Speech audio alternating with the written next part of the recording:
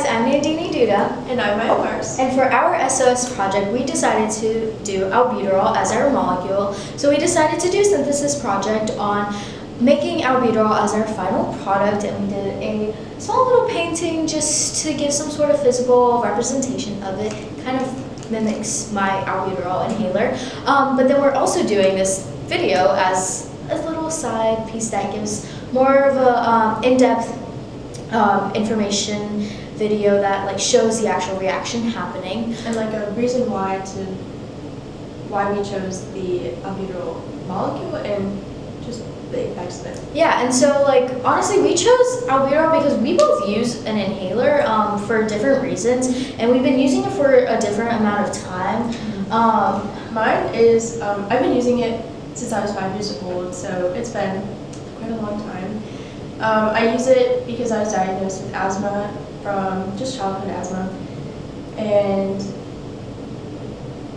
the way I use it is just as needed if I were to have a flare-up from environmental allergens such as pollen, or trees, different grasses, or cigarette smoke, definitely exercise, and see, I have the same thing because I actually got I got prescribed my inhaler my senior year of high school due to the increase in anxiety and stress of school, of college, and all these other reasons.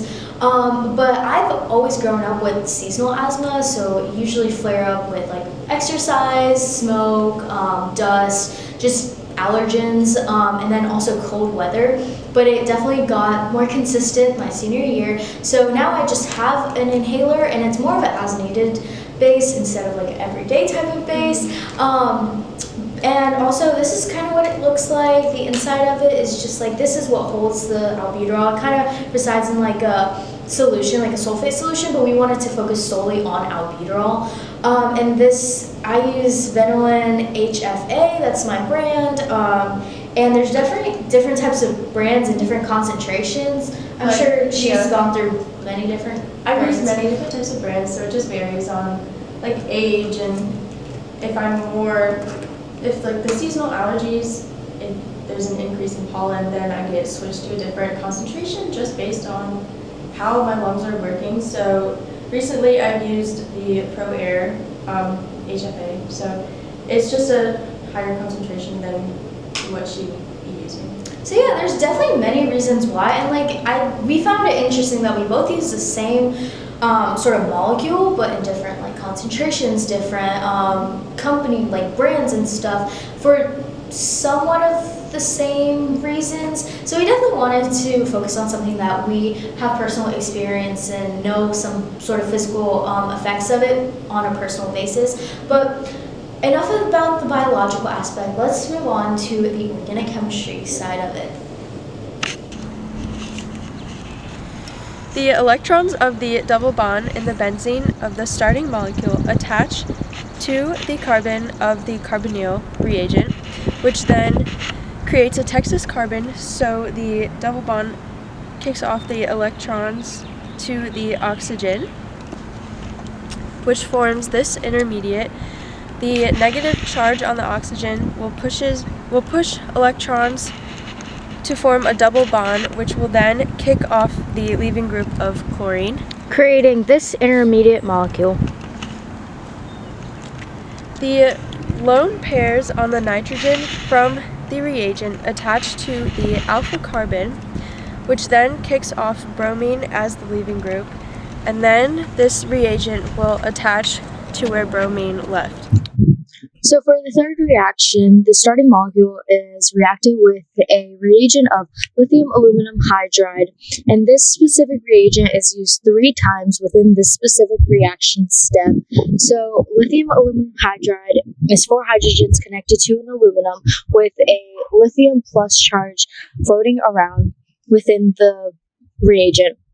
So the bond between hydrogen and aluminum is connected to the carbon of the carbonyl group, which then becomes a Texas carbon, pushing off the electrons to the oxygen, creating a negative charge. And because oxygen does not want to stay as a negative charge, it is attached to the base, the positive charge of the base, making an OH molecule.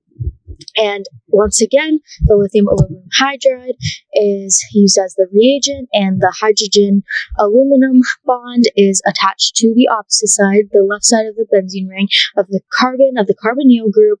Once again, this becomes a Texas carbon, pushing off its electrons to the double bond oxygen, making oxygen a negative charge. So since oxygen is a negative charge, the lithium acts on the bond between the negative charged oxygen and the carbon, making a double bond, pushing off the leaving group of this oxygen. And then this moves into the third step of using the lithium aluminum hydride reagent, and the bond between hydrogen and aluminum is attached to the carbon of the carbonyl group, becoming a Texas carbon, and that pushes off its electrons to the oxygen, making yet another negative charged oxygen, and this connects to the positive charge of the base, and this finally becomes the final product of this specific step. And there's one step after this to make the final product of albuterol, but that specific reaction step is beyond the scope of this class. Now that you saw the Sidewalk synthesis, this is the full reaction. This is the first step, this is the second step, and this is the third step. The fourth step is not shown in the Sidewalk synthesis because it is beyond the scope of our class. Side note, so we wanted to do a side note of the first step of the reaction because it looks very similar to a Friedel-Crafts alkylation, which is something we covered in class. So within Friedel-Crafts alkylation, they have limitations for the reagent. The reagent can act as a primary carbocation or a secondary carbocation. The transition from a primary carbocation to a secondary is really fast, which is represented by a squiggly arrow. And within a Friedel-Crafts alkylation, the secondary is more favored because the primary is unstable. It's very unstable.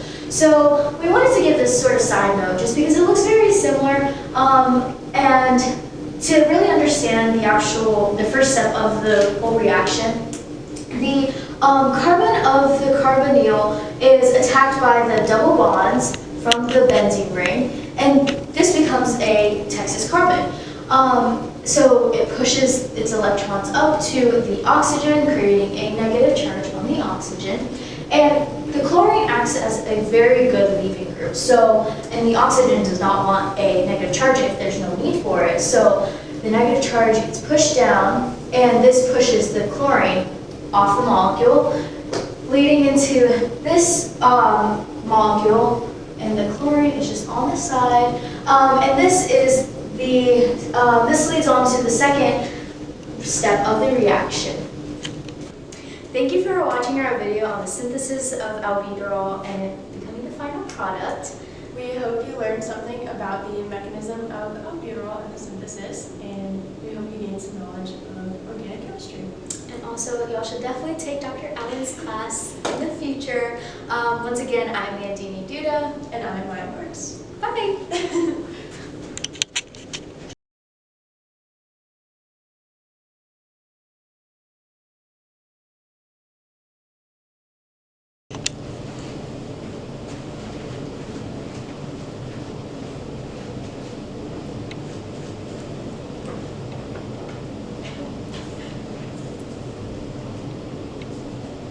Hi guys, I'm Nandini Dutta. And I'm Maya Marks. And for our SOS project, we chose to focus on the molecule albuterol. We chose the synthesis of albuterol. Nandini, I just froze. I just stared at the door for some reason. We should definitely do a bloopers. Okay. Now that you saw the sidewalks. No.